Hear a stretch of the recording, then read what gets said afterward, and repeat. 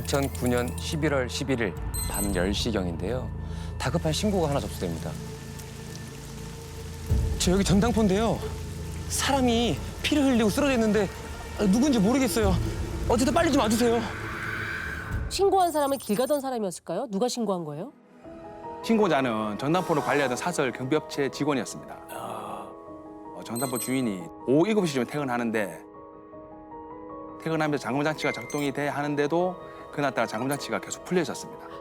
네. 그래서 이 상황에서 가보니까 그 현장을 이제 목격한 상황이 된 거죠. 근데 대체 쓰러져 있던 사람은 누구인지. 전당포 여준이었습니다. 저희가 도착했을 때는 이미 사망한 상태였고 아유. 신고자가 발견했을 때는 피해자가 엎드려 있는 데다가 피가 너무 난자한 상태라서 가까이 가보지도 못했더라고요. 근데 전당포는요, 그 주인을 만날 수가 없어요. 왜냐면 철조망으로 쳐 있어요. 손만 내밀어서 이렇게 물건 주면 받아서 감정에서 얼마입니다 하고 돈을 주고 종이 쓰고 네네. 주인 하나 가져가고 내가 가져가거든요. 막혀 있는데 주인이 쓰러져 있다니까 저는 좀 이해가 안 되는 거죠. 무슨 일이 있었던 걸까요? 일단 전당포는 8차선 도로가가 있는 4층짜리 건물 2층이었고 네.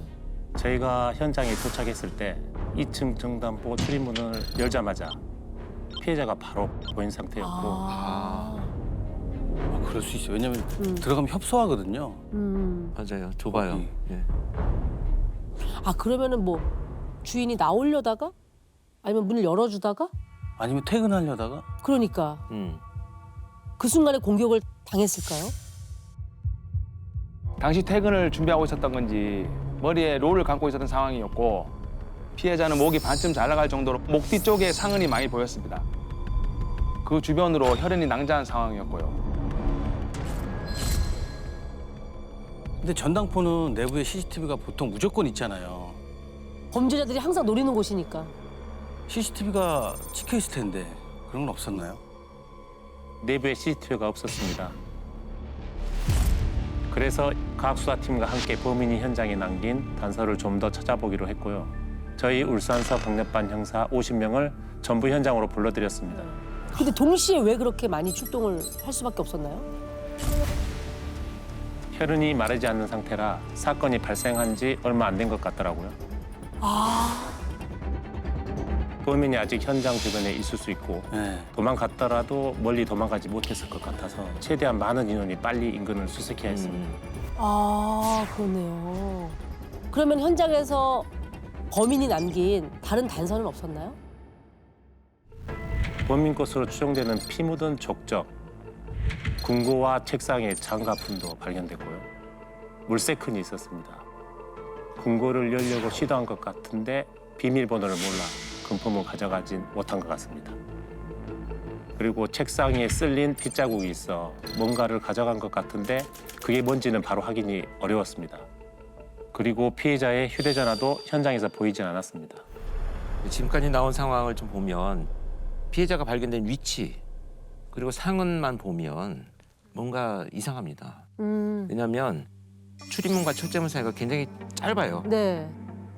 그렇다면 피해자가 문을 열어주고 등을 보이는 상황에서 지금 목을 공격을 했단 말이죠. 네. 그러면 금품을 노리고 들어왔다고 한다면 피해자를 오자마자 살해할 것이 아니고 협박이나 위협을 해가지고 금고 번호라도 알아내야 되는데 들어오는 순간에 일단 공격을 해서 살인을 저질렀잖아요. 강도의 목적만 있었다 이렇게 보기에는 굉장히 적절하지 않은 상황이다 이렇게 판단이. 그런데 그날 밤 전당포 주인과 몸싸움을 한 소리를 들은 사람을 형사님들이 찾아냅니다. 전당포에서 몸싸움을요? 누구였어요? 주변 탐문 수사를 해보니까 전당포 건물 1층에서 가게를 운영하던 사장님이었고 2층에서 고함 소리가 나더랍니다. 우당탕거리면서 뭔가 넘어질 듯한 소리를 들었다고 했습니다. 그러면 그때 사실은 신고를 했었어야 되는 것 같은데 왜 신고를 안 하셨을까요? 그래 이상하다 싶어서 올라가 보려고 했는데 1층 출입문이 잠겨 있었어요. 게다가 방금까지 소리 들렸는데 안 들리니까 조용해서 잘못 들은 줄 알았답니다. 왜냐하면 거기가 대로변이라 가지고 지나가는 사람 뭐 소리일 수도 있고. 그렇죠. 그 전당포 여주님은 소리만 지령만 들렸지 다른 누군가가 목소리는 들리지 않았다고 했고 그리고 그게 뭐 6시 40분쯤이라고 했고 아, 전당포 주인만 소리를 질렀다면은 비명 소리였는 것 그럴 같은데요. 수 있죠. 범인이 문을 잠궈서 바깥에서 들어올 수 없게 조치를 해놨다. 그리고 침입을 했다. 그렇죠, 그렇죠. 맞습니다. 잠금 장치를 잠그고 정단포로 올라갔다면 나갈 때 잠금 장치를 풀고 갔을 것 같아서 현장을 살펴봤는데 잠금 장치에 피해자의 혈흔이 묻어 있더라고요. 그러면 싸운 사람이 많네요. 1층에서 가게를 하시는 분이 들었던 비명 소리가 맞는 거죠. 그렇지. 거기가 8차선 네. 도로에 인접해 있는 건물이라고 하셨고요. 그리고 6시 40분이면은 한창 퇴근할 시간이잖아요. 그렇죠. 사람이 되게 많죠. 그러면은 목격자도 있지 않을까 싶은데 혹시 있었나요? 목격자는 없었습니다. 정단포를 들어가는 계단 입구 출입문 쪽을 비추는 CCTV도 없었고요. 그래서 일단 불명이 발생했던 걸로 추정되는 저녁 6시 40분을 전후로 탐문하고 있는 형사들한테 인근 CCTV를 확보해달라고 요청했었습니다. 자, 지금부터 이제 피해자 전당포 주인분을 배 씨라고 부르도록 하겠습니다. 배 씨는 50대 여성이고요.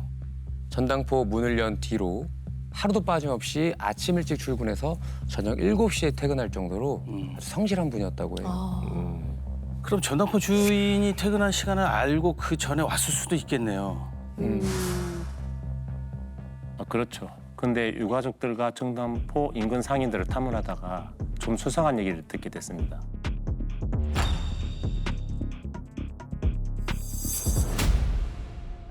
피해자의 퇴근 시간에 맞춰 남편이 자주 데리러 왔었는데 최근에 남편이 보이질 않는다 하더라고요. 그래서 저희가 확인을 해보니까 몇 달 전부터 두 사이가 상당히 안 좋았다고 하더라고요. 피해자가 남편에게 이혼을 요구하는 일까지 있었다. 있을 정도면 이유가 분명히 있을 텐데요. 돈 문제였습니다. 모든 재산이 아내 앞으로도 돼 있고 남편이 나 사업 작업을 부탁했는데 아내가 거절했다고. 그리고 많은 사업마다 실패해서 갈등이 심했다 하더라고요. 그래서 최근에 사이가 급격히 안 좋아졌다. 그렇게 확인이 됐습니다. 그런데 이제 아내가 이혼을 요구하고 난 뒤로 남편이 주변 사람들에게 이상한 얘기를 하고 다녔다는 겁니다. 어떤 얘기였어요? 아내에게 복수할 거다. 정단포를 어떻게 하겠다. 이런 얘기를 하고 다녔다고 하더라고요. 그 남편은 뭐라고 이야기를 했을 거 아닙니까? 그 남편은 돈 때문에 종종 싸운 건 맞지만 아내를 죽일 정도는 아니다. 저희가 아내 앞으로 된 보험 내역도 확인하고 남편 휴대전화, 범행 당일 위치 추적도 확인해봤는데 사건 시간대는 그 남편은 다른 지역에 있었던 걸 확인됐어요. 자, 그런데 이 전당포에서 피해자의 휴대폰만 사라진 게 아니었습니다. 현장 감식이 끝나고 수거한 유류품들을 이렇게 확인하던 피해자의 여동생분이 아주 결정적인 한마디를 합니다. 저 형사님, 책상에 간이 영수증 같이 생긴 당일 거래 내역서가 안 보이는데 혹시 이건 못 보셨나요? 당일 거래 내역서? 그럼 거기에 뭔가가 적혀 있었던 건가요? 당일 방문한 거래자의 이름, 그리고 주민등록번호, 휴대폰 번호, 맡긴 물건, 빌린 금액, 거래 진행 사항까지 전부 적혀 있었다고 했습니다. 그 만약에 범인이 이걸 가져갔다면 당일 거래한 사람 중에 한 명일 수도 있겠네요. 그럴 수도 있는 거죠. 그게 본인한테 중요한 서류니까 가져갔을 거 아니에요. 근데 사건 당일날 그날 영업을 하긴 했었을까요? 거래 내역서 자체가 없었을 수도 있잖아요. 살해 당일 거래 내역서는 없을 것 같기도 거래가 한데. 있었습니다. 아. 당일 거래 내역서가 있었고 게다가 사건 발생한 그날은 거래한 손님들 인적사항을 저희가 이미 다 파악하고 있었습니다. 어떻게 파악을 해요? 아니 이게 말이 안 되지 않습니까? 네. 이미 알고 계셨다는 얘기가, 파악하고 있었다는 얘기가. 저희가 현장에서 거래 장부를 발견했는데 그 거래 장부에 2008년도부터 1000여 건이 넘는 기록이 적혀 있었습니다. 예. 그래서 가장 많이 거래한 사람부터 추려냈고 그 장부에 사건 당일 거래한 내역도 다 모두 적혀 있었습니다. 아, 장부를 찾았구나. 그러면은 피해자가 범행 당하기 전에 장부에 옮겨 적어놨다는 얘기네요. 그쵸. 네, 따로. 맞아요. 네, 맞습니다. 동생분의 얘기로는 퇴근 전에 항상 당일 거래한 내용들을 장부에 옮겨서 정리해둔다 했습니다. 네. 결국은 퇴근 준비를 마친 후에 범행을 당한 걸로 확인됐죠. 저희는 책상이 없어진 게 당일 거래했어라는 사실을 동생이 듣고 바로 수사 방향을 틀었습니다. 당일 거래한 손님들에게 집중을 하게 된 거죠. 야, 그럼 이거 완전 진짜 결정적인 단서네요. 그러니까요. 그러면 사건 당일에 거래한 손님은 몇 명이었어요? 20명 정도 됐고 그리고 그런데 장부에 적힌 이름들 중에 곳곳에 빨간색으로 X 표시가 돼 있는 사람들이 들어 있었습니다. 네? 혹시? 그게 빨간색 X가 좋은 느낌은 아니네요. 아니죠. 당연히 아니죠. 이게 전당포에 보면 장물을 갖고 와서 맡기고 네. 가는 사람이 있어요. 그래서 전당포 주인들이 이렇게 보면 조금 의심스러우면 표시를 해놓는 경우들이 있어요. 아니면은 물건을 자주 맡기는 사람이면 그걸 찾아가는 기간이 있거든요. 신용이 좋지 않은 사람. 그렇지. 맞아요. 약속을 늘 어기는 네. 사람. 거래가 안 좋은 사람을 표시해 놓을 수도 아, 그랬을 있고. 수도 있고. 그쵸. 아니면 돈 다 갚고 가져간 사람? 아, 거래가 끝난 사람, 종료. 네. 거래 종료된 사람? 네. 아, 뭐 한편으로 그럴 수도 있겠네요. 빨간색 X 표시가 뭘까요? 동생의 말로는 손님이 거래한 물건을 포기하면 X 표시를 해둔다고 하더라고요. 아, 물건을 포기하면. 아, 당일에 거래한 손님들 중에도 X 표시가 돼 있는 사람이 딱 한 사람 있더라고요. 이 손님은 대체 뭘 빌렸을까 싶어서 이전 기록을 봤는데 사건 발생 며칠 전에 여성용 목걸이를 맡기고 80만 원을 빌려간 게 확인됐습니다. 사건 당일 이자 내는 날이었고요. 아, 그러면 이자 내는 날에 물건을 포기했다는 건가요? 이자를 내지 않았다는 얘기잖아요. 네. 그러면. 그리고 물건을 포기해서 아, 그 이자 낼 돈이 없어서 물건을 포기했다는 얘기네요. 그럴 수 있죠. 이자가 이자가 얼마였는데요? 4만 원이었습니다. 4만 원. 근데 4만 원? 4만 원. 생활고 때문에 어려워서 80만 원 빌리고 물건을 포기할 수는 있을 것 같은데 그렇죠. 근데 그 4만 원 때문에 사람을 죽이는 그러니까 그쵸. 그렇게 끔찍하게. 자, 그런데 이 물건을 포기한 이 손님 알면 알수록 점점 수상해집니다. 수상해요? 어떤 게 수상하다는 얘기예요? 사건 당일부터 휴대전화 전원이 꺼져 있었습니다. 다수의 거래자들뿐만 아니라 장부의 최근 기록도 역으로 저희가 수사를 하고 있었는데 형사들이 몇 번이나 돌아가면서 몇 번씩 전화를 했는데도 계속 꺼져 있었습니다. 꺼져 있다. 사건 당일날부터 꺼져 있었다는 얘기잖아요. 지금. 그렇죠. 네네. 이 타이밍이 너무 안 좋은데. 하필이면 그러니까요. 지금 이 타이밍에 수상한 점은 또 있었습니다. 이 손님의 이름으로 정가도 확인해 봤는데 마약, 절도, 주거 침입, 폭행, 심지어 상해 정가까지 무려 12번이었습니다. 상해로 형을 살다가 출소한 지 얼마 안 된 시점이었습니다. 아 불길하다 불안하다. 예, 지금까지 진짜 가장 유력한 용의자가 되네요. 집중적으로 좀 수사할 필요가 있습니다. 자, 지금부터 이 수상한 손님을 정 씨라고 부르도록 하겠습니다. 당시 나이가 33인 정 씨는요. 사건 현장에서 2km 떨어진 아파트에 살고 있었습니다. 그런데 이상하게도 거주지에 정 씨는 안 보이고 어느 여성의 이름으로 온 우편물만 가득 꽂혀 있다고 해요. 정씨 동거녀의 이름이었습니다. 저희가 경비실에 정씨 사진을 보여줬더니 단번에 알아보더라고요. 정씨가 술 마시고 오는 날마다 아파트에서 난동을 피워서 경찰이 출동할 때가 한두 번이 아니었고 같이 사는 동거녀도 새벽에 술에 취해 들어올 때가 많았다고 했습니다. 아 그런데 얼마 전부터는 아파트가 잠잠했다고 하더라고요. 이사 간다는 소리도 없었는데 얼굴을 못 본 지 한참 지났다고 하는 겁니다.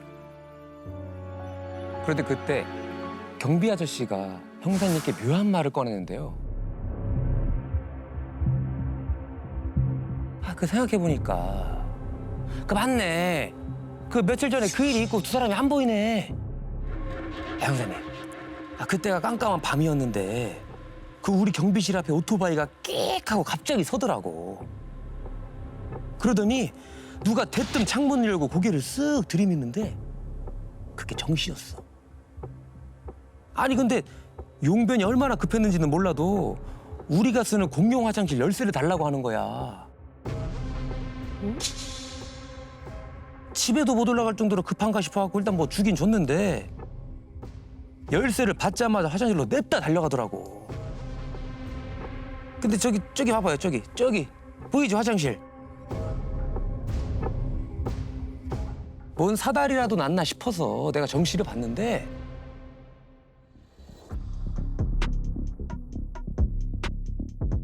한참을 손만 씻고 나오더라고. 집에 가서 씻으면 될 걸 뭐하러 우리 화장실을 썼는지 몰라. 그러고 보니까 그날 비가 추적추적 내렸어. 범인이 정 씨라면 이 상황이 좀 맞아떨어진다 싶어서 급히 감식반을 불러서 루미놀 검사를 했는데요. 혈흔 자국이 쫙 나온 겁니다. 누구의 혈흔인지 확인됐나요? 네, 피해자의 혈흔은 확인됐습니다. 그럼 정치의 법이 이거는 맞네. 빼박이네. 이거는 빼박이네요. 네. 그래서 범행 당일 혹시 사건 현장 주변에 정 씨 모습이 찍힌 CCTV가 있는지도 동시에 확인해보라고 했는데요. 사건 당일에 인근 약국에서 수면제를 30알 산 게 확인이 됐습니다. 그러면은 수면제를 산 게 몇 시였나요? 오후 5시 40분경으로 확인됐습니다. 그 후에 술집에 가서 술을 마셨더라고. 수면제를 사가지고 수면제를 사고 나서 술을 먹었다고요?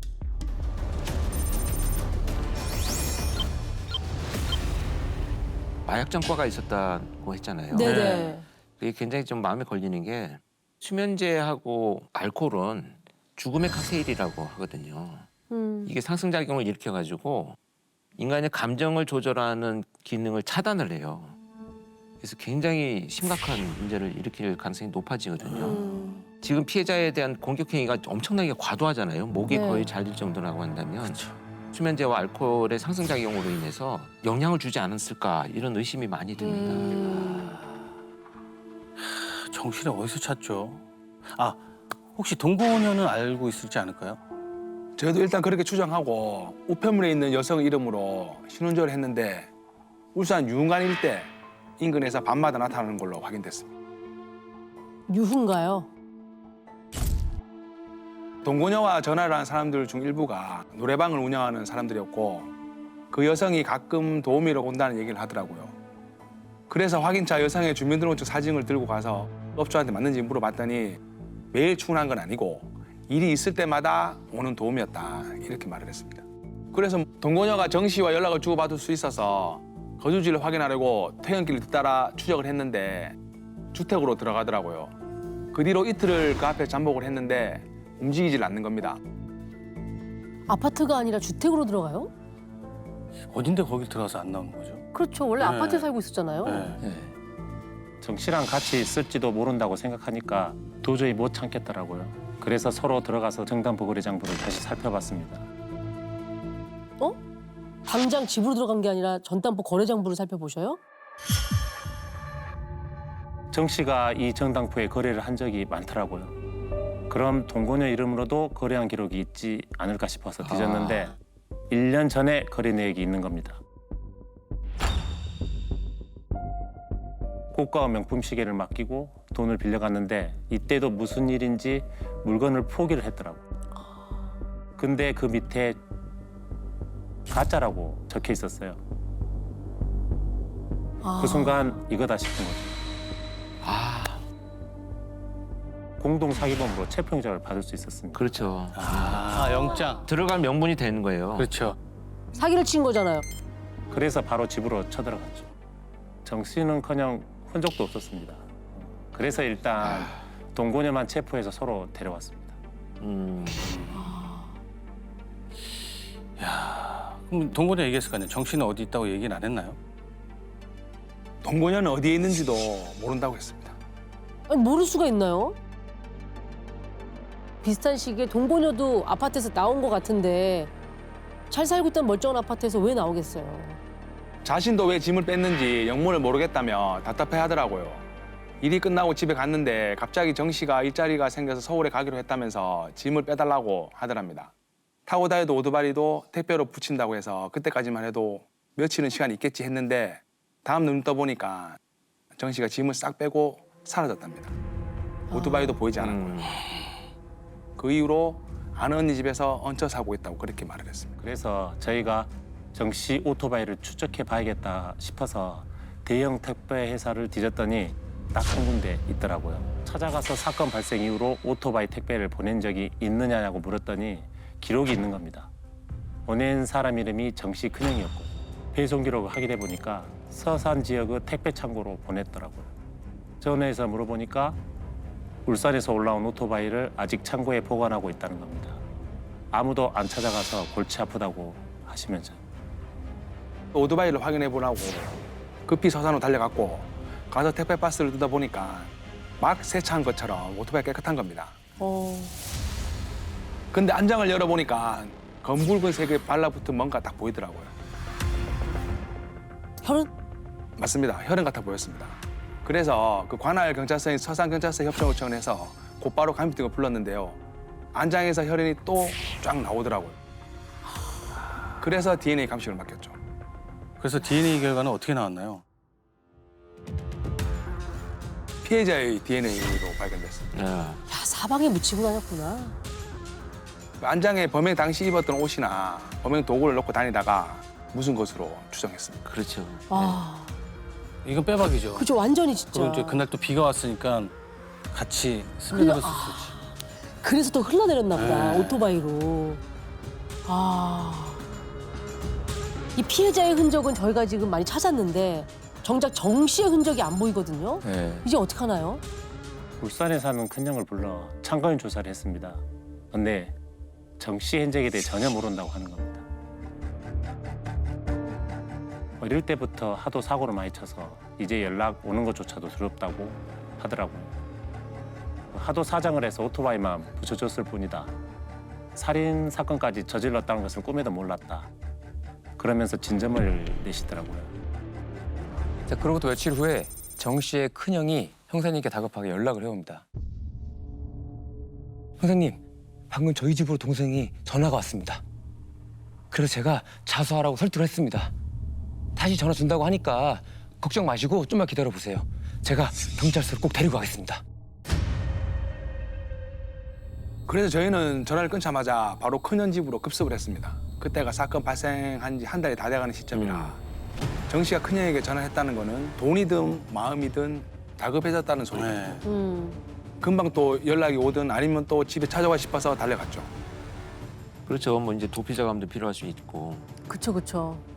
이게 이제 피 말리는 싸움이죠. 네. 형사님들하고 정 씨하고의 싸움인데 그 형사님은 바로 큰형의 집을 찾아가서 문을 두드립니다.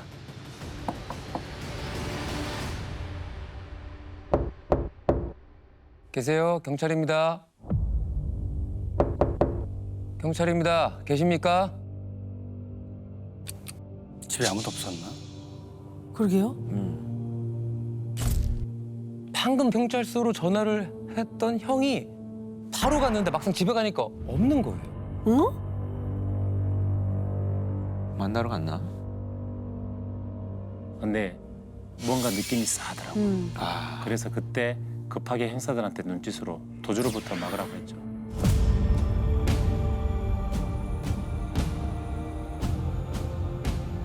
그리고 철수하는 척 집에 아무도 없나 본데 야 그만 가자라고 말하고 문에 길을 살짝 대봤습니다. 얼마 안 있다 안에서 대하는 소리가 들리더라고요. 대화 소리가요? 그래서 안에 있는 거 다 압니다. 문 여세요 하면서 문을 두드리니까 그제야 문이 열리더라고요. 어머, 큰형이 고개를 내미길래 문을 확 잡아 제끼고 들어갔더니 참 기막힌 장면이 펼쳐졌어요. 기막힌 장면요? 뭐지? 아, 왜요? 뭐지?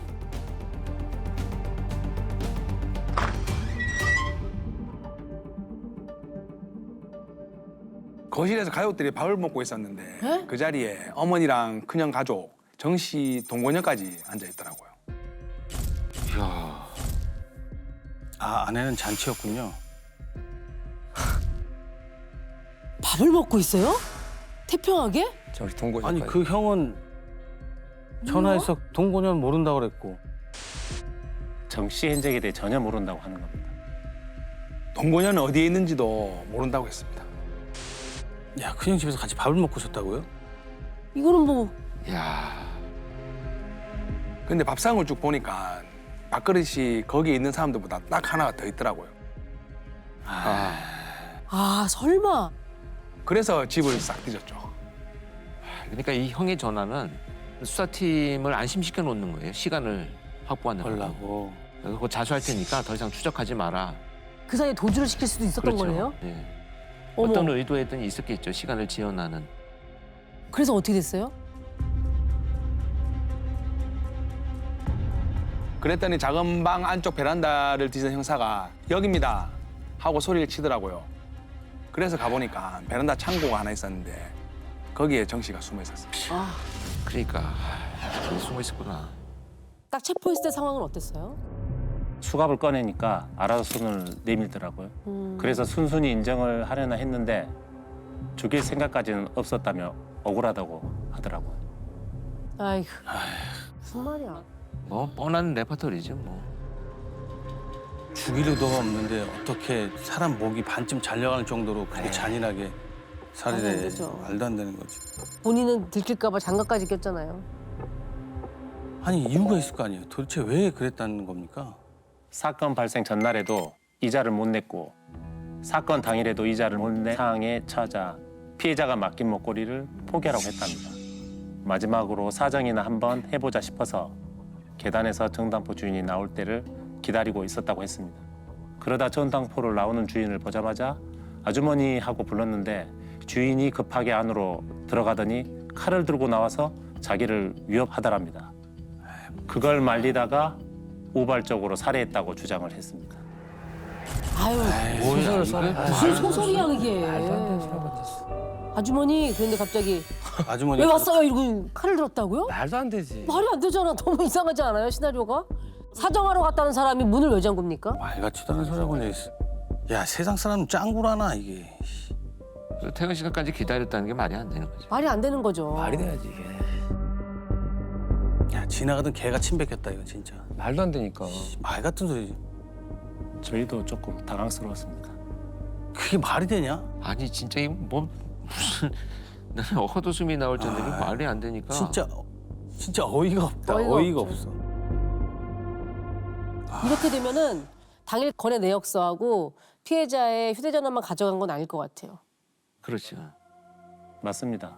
피해자 가방도 들고 왔는데 현금 60만 원이 들어 있었다고 하더라고요. 금고에 넣어두지 않은 기금속도 싹 가져가서 총 203만 원 정도였다 하더라고요. 죄값은 얼마 받았습니까? 강도살인죄로 최종 20년을 선고받았습니다.